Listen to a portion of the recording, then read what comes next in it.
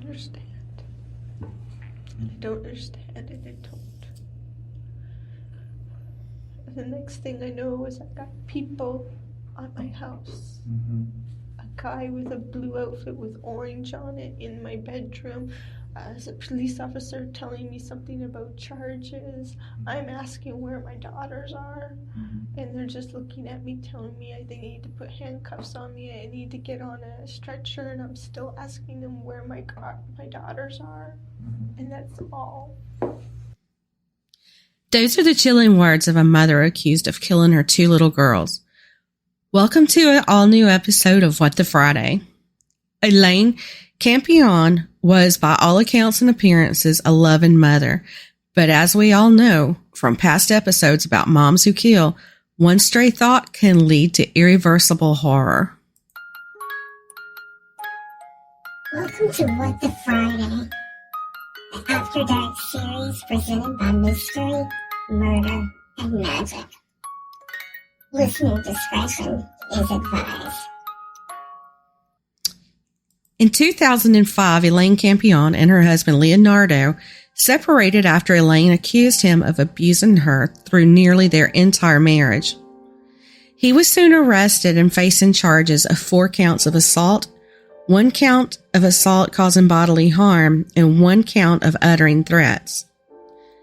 These events were alleged to have happened between 2004 and 2005.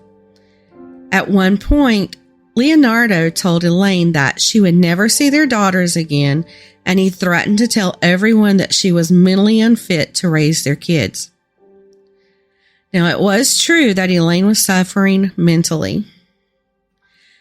After attempting suicide, she spent some time in a psychiatric ward, and it's also known that Elaine had delusions of people trying to kill her and trying to take her girls. So what would cause a mom who seemed to want to protect her children from an abusive husband to kill those very children? And I'm just going to back up. So what happened last night? Sophia was having a bath. I was videotaping her for my mother singing Twinkle Twinkle Little Star because that's her favorite song. She sings it every night for my mom. Right. And I was doing that, and she would start to do back floats, and she got a little bit of water in her ear, so I stopped the videotape because she panicked, and then I picked her up, and then that was it. Then I went over to see Serena because she was coloring, asking her to clean up her coloring. She's got to get ready for bed, pick up her pajamas, and that's all. And the next thing I remember is these people are in my house. You talked about they were in the bath. Sophia was in the bath. What about Serena? Did you ever put Serena in the bathtub? Serena's always in the bathtub with Serena, but she wasn't in the bathtub with Sophia. She was busy coloring and cleaning up her mess and picking out pajamas. And then why were you videotaping? To send to my mother, her singing Twinkle Twinkle Little Star. Okay. And had you done any of this videotaping prior to last night? There's just videotapes, little bits of here and there. There should be birthday tapes. There should be other tapes of the 2 of them in the tub together. There's lots of different kinds of little bits of tapes on the video camera. Okay. At what point did you put the videotape away? After I went to go give Serena her bath. And she was saying she was going to get ready for bath. I put the video camera in the living room. Okay. All right. Now, with all this pressure balling up, and you were making a videotape for your mother, any point did you do anything in the bathroom? I remember we sing songs. We usually sing ABCs. We usually sing the 5 Little Duckies. It's like the usual routine that we always take. That's all I remember. So we sing the same songs. We sing, Joy, Joy to the World, all the songs that they love. It's the same songs I sing over and over and over again. Where do you think your children are now? I assume my husband has them. From the audio, it sounds like the night started like any other normal night in their home. The kids were playing, getting a bath, and getting ready for bed. She mentions that 19-month-old Sophia was in the bath alone and panicked when she got water in her ear. Elaine claims that Sophia was showing her how she could float on her back. Early on in the audio, the investigator asked Elaine if she did anything while she was in the bathroom with her child, but her response was that they sang songs like they normally did. And when he asked her where her children are now, she responds that she assumes that her husband has them. So it's like her memory totally wiped out everything from when they were singing until when authorities were at her home the next day. But listen as the investigator tells her that her children are deceased. You've been charged with murder. You understand that both the children, Sophia and Serena, are both deceased?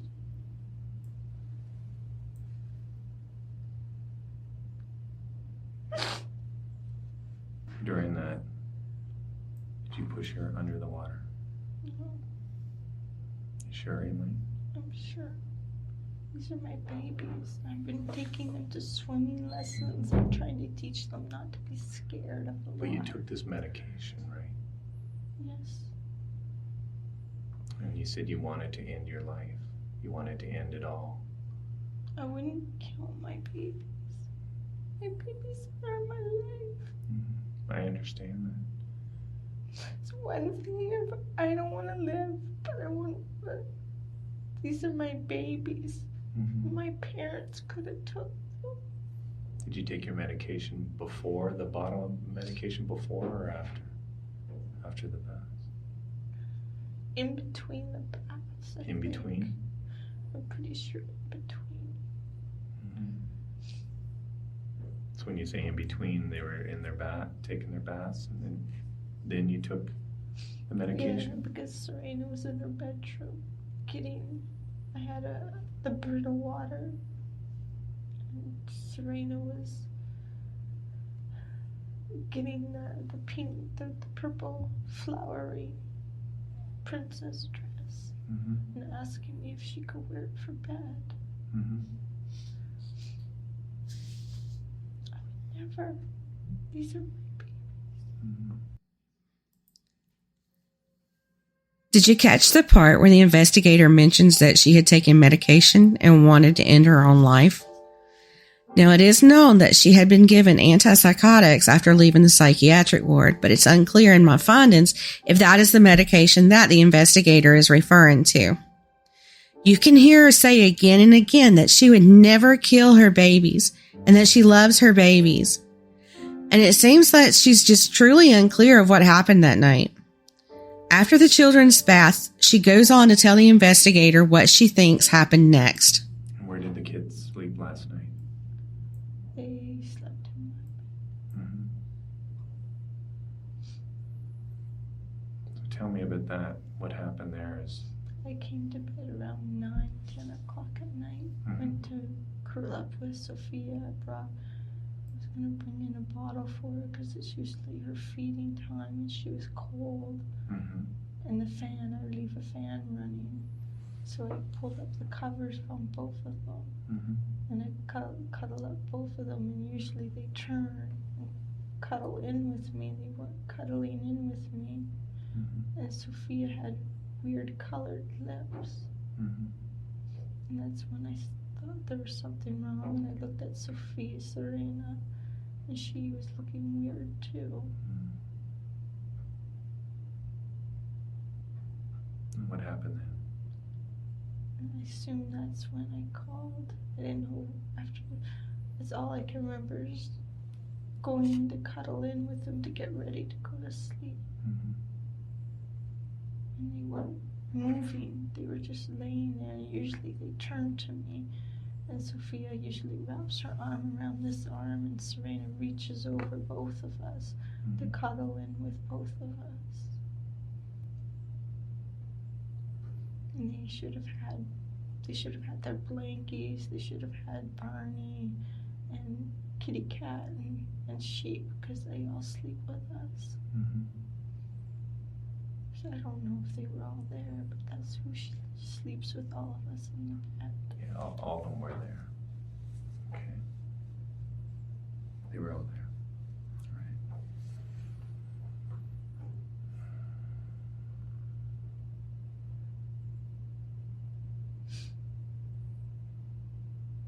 She should have rolled over. She didn't.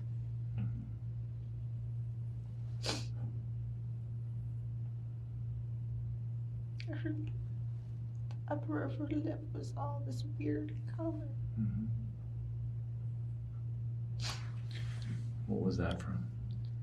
I don't know. She just had a weird lip color. Mm-hmm. And their bruises. Sophia has a bruise from the YMCA from last week when Serena went swimming, and she hit the corner of all the cement thing, and it was really dark and it had been fading. And Serena's bruise was from when she tripped on the sidewalk, and there was 10 other witnesses who saw that. It was really dark. They were fading, and all of a sudden they were all dark. And they looked pale. They looked sick. And is that point, did you call, or did you call later? I think I called then. I don't know. This part is all blurry. I don't know. All I remember is trying to figure out why they weren't calling. I was shaking them and asking them to wake up, and usually they'll wake up for me. I called Sophia if she wanted her bobo, and she wasn't moving for me. And she always wants her bobo. What's her bobo? Her bottle. Oh, her bottle. Or she calls it bottle. And she wasn't calling for it. She wasn't asking for it. She was just laying there. She loves her bottle. Since I stopped breastfeeding, she's clung to her bottle now because I don't breastfeed.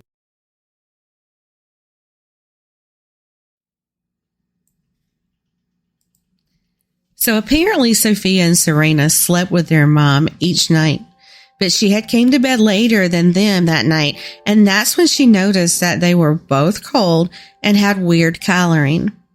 And you can hear the genuine compassion in the investigator's voice as he talks to Elaine. Now, I'm not so sure that I could have been so calm and collected, knowing what she had done to those kids, even if she hadn't admitted to it at that point. But this is what makes good investigators. If you want a suspect to talk, you empathize with them. This is why I'm not an investigator or in law enforcement, at all. So, but I can remember thinking the same thing through the Susan Smith case until she cracked and confessed. I wanted to scream, "We all know you did something to those kids, Susan. So tell us now," but I'm pretty sure she wouldn't have told me anything. Now, notice here she also mentioned bruises on the kids from other events. She'll mention that again later on, and she's still unclear as to what happened to her kids. The investigator asked her throughout the interrogation several times and in several ways what happened from that point after the bath. To go back, you kind of stopped right at the baths. You mentioned they were getting ready for their baths. What happens from that point on? Sophia she wanted her bath. She went, picked out her pajamas, got her diaper, put it on the sink. Serena's still in the living room doing whatever. I was running the bath water. Went outside again to ask Serena if she's going to take a bath or not. She said she wasn't going to, so I had to go back and turn off the bath water before, it overflowed. And then Sophia was getting all undressed, ready to get in the tub. And then asked her if she wanted to take pictures for her Grammy. And she said, yeah. She wanted to sing Twinkle, Twinkle, Little Star. So then she went to lay backwards, and water got inside of her ear, and she started to panic. So I stopped and held her and picked her up, told her it was okay. And then I stopped there, ran back over to see what Serena's doing because I could hear her pulling stuff out of the cupboards, and asked her if she was going to clean up her mess. And then she was doing sign language, I love you, and telling me, who do you love? I love mommy. And how much do you love her? I love her to the moon and back. And then I said, are you ready to take a bath? And she said yes. And then I shut off the video camera, and then she came running in to get her pajamas. What about Sophia? Sophia was still sitting in the tub. In the tub? Yes. Mm-hmm. It's only about this deep. It was only about... I only allowed her to have about this deep of water. Well, how deep is that? How many inches would that be? About this deep. I only allow her to have it that deep. What would you call that? I don't know how in inches color like this deep. About like... Cupful. Because she's little. When Serena's in the tub, I let it fill up quite a bit because she likes the splash. I thought you said it was almost overflowing. Well, she said she was gonna overflow. Like if I left it going, it was gonna keep on going. Mm-hmm. So I stopped the water from flowing. And Okay. there's this plug down. Plug it. And how deep was it at that point? Probably about that deep. So she would have been over what she should have been allowed to have. Okay. And she was having, you mentioned that she put her head back, but Yeah, the water was... The water got into this side of the ear, and she got all upset. So then I stopped the water, stopped the filming. Because she's learning to lay back floats in her swimming lessons. I'm supposed to encourage her to do lay back floats. But you can't float in that much water, like Well, 4 inches. Yeah, but for her to even lay backwards is a big deal for her because she doesn't like to get her hair. Mm-hmm. And then we do front floats where she sticks her mouth in the water and blows bubbles. Mm-hmm. Usually she'll do better if Serena's in the tub and Serena will do it, then Sophia will copy her. Mm-hmm. So we're both in the tub together? No, Serena was in her own tub. In her own tub? She went in her own tub like after, Okay. waiting for Sophia to get out of her tub. And she was running all around, so I was chasing Serena to get her to come back to go in the tub, and she was picking out all these different pajamas she wanted. Serena was? Yes. Okay. So after Sophia finishes her bath, what do you do with Sophia? Sophia usually sits in the bathroom, waits. Sits in the bathroom and waits? Yes. Well, what did she do? She usually just lays there and drinks her bobo. She has a bobo. Mm-hmm. While Serena's in the tub, sometimes she tries to crawl in the tub with her again. Mm-hmm. Or she has a pee in the potty. What'd she do on this evening? She just laid there and she had her bobo, but she didn't even drink her bobo. So when you say laid there, where was she laying? In front of the tub, I had a towel put out. She just laid there and I was drying her off, and she wouldn't take her bobo. She would take her bobo then? Usually she takes her bobo and drinks it. She was just laying there. She was tired from the day. She hadn't had a nap. Was she asleep at that point? She looked like she was about to fall asleep. Okay. So I just got her dressed and gave her her bobo and laid her down in her bed for like maybe 10-15 minutes while I did Serena. And then I put them into my bed. Okay, so you gave Serena her bobo afterwards? Sophia. Sorry, Sophia her bobo, but she didn't even drink it, which is unusual for her. Usually she drinks the I think it's 8-ounce bottle of bobo, and she didn't. She looked like she was ready to just zonk out. She just zonked out. All right. And that was, so you picked her up? Picked her up. I had put her diaper on, put her pajamas on, picked her up, tried to somewhat dry her hair, put her in her baby bed. She stayed there for maybe 10-15 minutes with her bobo while Serena went in the tub and did her tub. Okay. And she played in there for like a half an hour doing her own thing. And then what happened then with Serena? Did you take any videotape of her? No. No? Why is that? She didn't ask for it. I was just doing Twinkle Twinkle Little Star for my mom. Mm-hmm. Serena sometimes doesn't like to have her tape, so I don't bother her. She had her videotaping doing I Love You. She has, she's 3, so she tells you whether or not you can tape her or not. Mm-hmm. Serena didn't want to be videotaped? No. Okay. All right. So what happens when she's finished her bath? She gets out of the tub and I dried her off. Mm-hmm. They both had naps. She looked like she was really, really tired. Mm-hmm. She gets bags underneath her eyes just like me. Mm-hmm. I asked her if she wanted to brush her teeth. She was just like, nah. So I just got her in her pajamas and put her into bed. Mm-hmm. Did she have anything out of her sippy cup then? No, she didn't want a cup. Usually she has water after bath time because she has this bad tooth here, a rotten tooth. Mm-hmm. So she's supposed to drink water. Mm-hmm. And I just laid them both in their beds. Mm-hmm. And then I went out to the living room, was cleaning up everything, came back, their bedding wasn't off. I pulled the bedding back up, went back outside, was doing stuff, and then when I was getting tired I had took a bunch of pills, I was getting really tired, and I came back. And then neither one of them she didn't want a bottle, Serena didn't want a cup, neither one of them would turn over. Okay. They wouldn't turn to me, which they always do. They always roll over and fight over who gets to sleep beside me. And Sophia was just laying there, and her arm was hard. And I opened the blanket, and her feet were like a pinkish, odd. It wasn't her normal foot color. And then I checked Serena. Serena's feet looked normal, but up on her leg here was a purpley color. So now it sounds like she's starting to open up and tell a bit more to the investigator.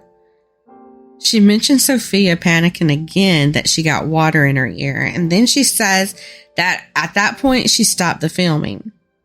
According to Elaine, after both girls had gotten a bath, she left the baby Sophia laying on a towel in the bathroom while she takes care of 3-year-old Serena. She also said that usually Sophia would take her bottle at that time, but she wouldn't take it at that night. Was she already deceased at this point? And normally the girls would take a bath together, but this time they bathed separately. She also mentioned that both of the children seemed more tired or lethargic than usual. And just like Sophia wouldn't take her bottle, Serena didn't want her sippy cup. And did you hear her say that she had taken a bunch of pills, so she was tired? It isn't until she's tired herself and goes to get in bed with her children that she notices that something isn't quite right. The kids would usually fight over who would lay next to her, but not that night, and she notices a hardened arm, odd coloring, and some bruising. At that point, the investigator starts asking again what happened that night, and this time you can sense the urgency picking up in his voice. But the only one person can tell us what happened last night. How did they die? I'm not allowed to speak without an attorney present.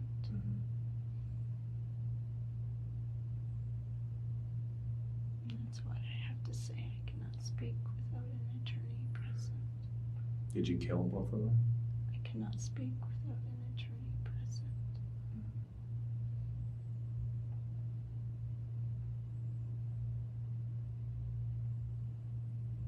Now, when we do the autopsy, what are we going to find? Are we going to find water in the lungs? I'm not allowed to answer anything without an attorney. Okay. And I can understand. One of the things that I wanted to make sure is that they did die peacefully. peacefully? Okay. Yeah, I appreciate you telling me that, because that makes me feel good as a parent and as a person too, that, you know, here we've been talking for a little while here, and you know, when I leave this room, I want to be able to say that you're not this monster, and that it was all this that was on your shoulders. And it's my job to go out and explain. My children had no idea what happened. Okay. And when the day comes, I don't even know what I will say to them when I see them again. Because they knew nothing. They knew nothing. They trusted me more than Do they trust that what you were doing was the right thing? and only they can answer. Yeah. How do you feel? Do you feel you're doing the right thing? I would have liked to take them somewhere safe. Now I have to answer to God. No, you do, yeah. Yeah. I mean, this is a tough thing. I mean, I don't know what would it be worse as the parent, because here you are now, and your babies aren't with you. They were easy pregnancies. I had 2 C-sections. Serena almost died.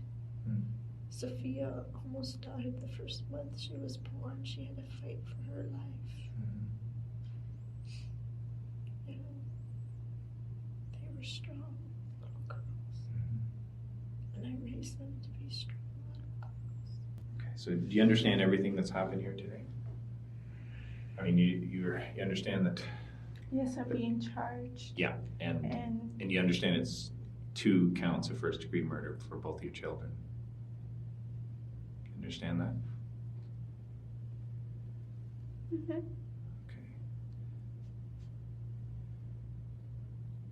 And you know, this. I went back and I talked about, you know, the autopsy there, and that's going to be conducted probably tomorrow. Just as long as they can have an open casket where their faces aren't chopped up or anything, please. Well, one of the things they have to go through and determine whether, in fact, this was a drowning death. And They don't cut up their faces. No, they don't. But there may be other tests that they have to ensure. The only other reason that they might have to look at the face, that there might be other marks, is whether there was anything to do with strangulation or anything like that. Is there anything to do with that, strangulation? I didn't choke my children. You didn't choke your children. Okay. And I know you talked about when they're taking the baths, and there's no doubt in my mind. I know that you're responsible for their deaths.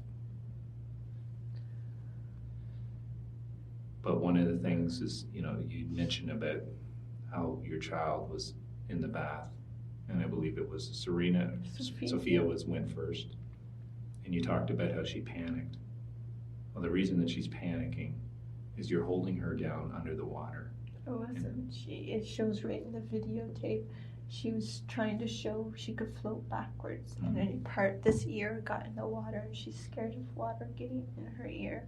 And it shows me grabbing her with my hand and pulling her up, telling her it's okay, and then I shut off the video camera and took her out of the water because she's learning to float. Isn't it true after you shut off the video that you pushed her down under the water? I cannot. Isn't that what it's going to show, that water's in her lungs? And isn't that the same thing it's going to show in the other child, in Serena? There's going to be water in their lungs because you pushed those children underneath the water. Isn't that what happened? You pushed them under the water. They couldn't breathe. They're looking up at you. They're saying, "Please help me, Mommy." And all you can see is their eyes open. And they're looking and saying, "What are you doing, Mommy?" They can't breathe. And all you see is air bubbles. and you hold them down long enough that they cannot breathe. And they're thinking, what are you doing, Mommy? Mommy, we love you. And now, hopefully they're in a better place, but they're without their mom. But that vision that goes through your head, looking at your children, having to push them down under the water where they take in water and they can't breathe. Isn't that what happened? Because all the pressure's on your shoulders, everything else, you thought they'd be in a better place if you were dead yourself, and now your children and all three of you can be united together in heaven. Isn't that what happened? I'm not allowed to speak without a legal advocate. Okay. Is there anything else that you want to tell me?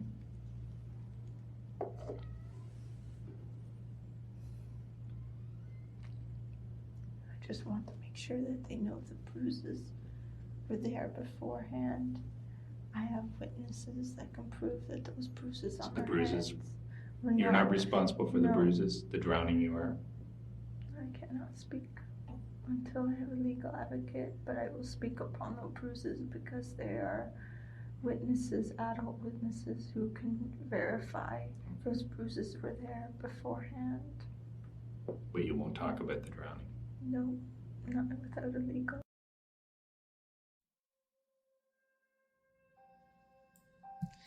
And just like that, Elaine stops answering questions, saying that she doesn't or she's not allowed to answer questions without legal counsel there. But she did tell the investigator that the children died peacefully. And I do have to say that clip that I just played is probably the hardest one to listen to out of all of those.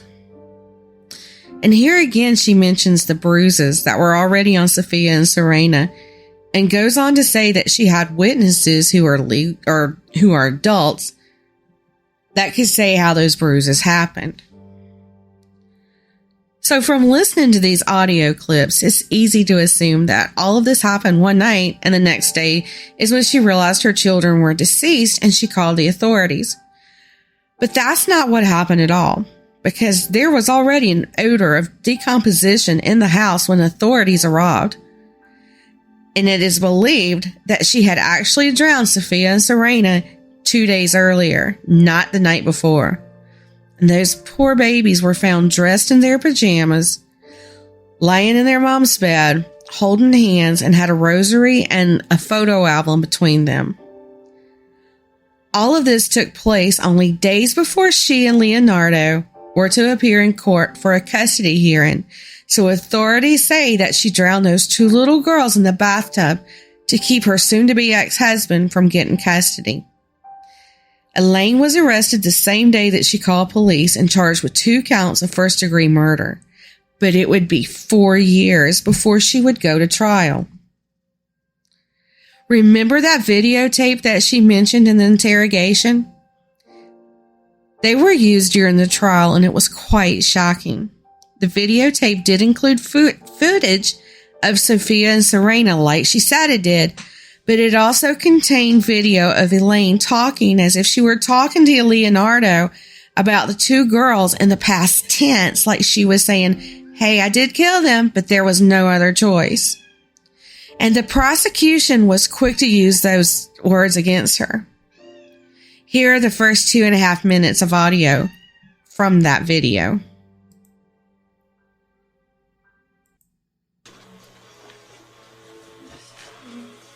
Recording this because Leo, there, are you happy? Everything's gone. You wouldn't give peace. You wouldn't tell the truth. I begged. You even had Stacy not believing me, telling her I had to sign papers when I didn't. I went to victim witness to get the truth. Trying, begging everyone the truth. How you beat me for 3 years behind closed doors. Beat me when I was pregnant with Serena and Sophia. You didn't care about our babies. You didn't care about me. You care about yourself. All you did was hurt us. And you gave Serena an idea that you could actually have my children. God believes me, and God's taking care of them now. They're protected by God, thank God, and thank Him, because there's no way I could have them with you. You're a hideous monster. The things you used to do to me. I still have horrific nightmares all the time because of you. You're an evil, horrible man. I begged the courts to let me go home where I could be protected by my family. I went through lawyers fighting. This last lawyer, even with all the papers I showed, telling her, look, you know, he's lying. There's nothing wrong with me mentally. There isn't. I'm scared of you. I'm scared of everything, of your family. Everything you've told me over the years is the truth. And I'm just going to God, because God is the only one who cares and who can protect me. Because you are the devil, Leo. You are the psychotic devil. And I should have stayed away from you the first time you beat me when I first met you, when I was, 21, 22. I should have ran away from you far then. At least the girls and I will be together in heaven, protected and safe from you. You can't hurt us, you can't torture us, you can't bother me anymore. You can't sit there and control me. You have me locked into a county where I have no friends, no family. You got it so I couldn't even go see my own parents.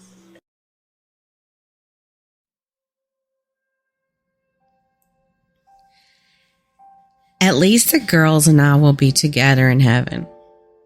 Did you catch it when she said that guy was taking care of Leonardo's daughters now? I do have to say that until I watched that video, I really thought that maybe Elaine was in a catatonic state from the pills she had taken. But after watching that, I fully believe that she damn well knew what she was doing. And I fully believe that it was as revenge. I can't say one way or the other that he did beat her. I mean, there was charges brought against him. So, I mean, there had to be some type of proof. But I believe that was truly her way of hurting him the way that he had hurt her. Now, it is believed that she filmed that video just minutes after drowning Sophia and Serena. Yes, she appears to cry in the video, but Susan Smith appeared to cry too. I really believe that she simply did not want Leonardo to have custody of their children, and she'd do anything to stop him from having that. Maybe he was abusive, and court records say that he was, but there are just no words for any of that. That video is rather long, but she goes on ranting about what a horrible person Leonardo was. And again, I'm not saying that he wasn't. Pretty much everything came out during the trial, including the abuse she suffered from Leonardo and her mental illness and suicide attempt history. They talked about her stays in a psych ward, those delusions of people trying to kill her and steal her girls.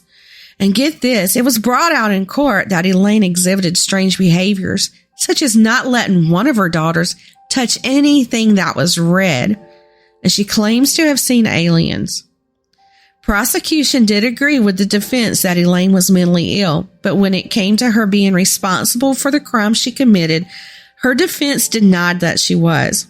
They said that she didn't know right from wrong, but the prosecution fought back with that. Even though she suffers from mental illness, she knew exactly what she was doing, knew it was wrong, and she did it just so that the girl's father couldn't have custody of them. The trial itself went on for 7 weeks, and jury deliberations went on for a week. On the third day of deliberations, the jury took a break to ask for a definition of what was morally wrong. But then finally, on November 15, 2010, the jury came back with guilty verdicts on both counts of first-degree murder for drowning her 2 very young daughters. As you can imagine, Elaine's entire body shook through the entire reading of the verdict, and when the judge announced that the verdict required a sentence of life in prison with no chance of parole for 25 years, she broke down in very loud sobs. Now, the girl's father was not in court for her verdict or sentencing, but he did send a victim's impact statement that was read before the court. In it, he described how he couldn't get the mental image of his girls struggling to breathe as they were being held underwater out of his head, and he would be haunted by that image for the rest of his life. He didn't mention the charges against him or abusing Elaine or hitting his oldest daughter, but instead he focused on the kids. In 2010, Elaine appealed her conviction, saying that she had not been properly coached on knowing right from wrong, but that appeal was dismissed in 2015. In September of 2019, the Parole Board of Canada approved allowing Elaine out on escorted leave, saying that she can attend an 8-week healthy relationship program at Ellen House, the Elizabeth Fry Society of Peel. It was approved because she has attended anger management counseling and met with a psychologist about her emotional instability. In a news article about the escorted temporary absences on bradfordtoday.ca, it mentioned that she could also be escorted to church. The article went on to say that the passes allow her to leave for up to 5 hours to attend weekly church services and services on Christmas and Easter. Now, that's a concept that's new to me, but you have to remember that this case took place in Canada. So what happened to those charges against Leonardo? Well, those charges were stayed after Elaine was charged with murder, meaning they were halted, and I've been unable to locate anything that says they were totally dropped.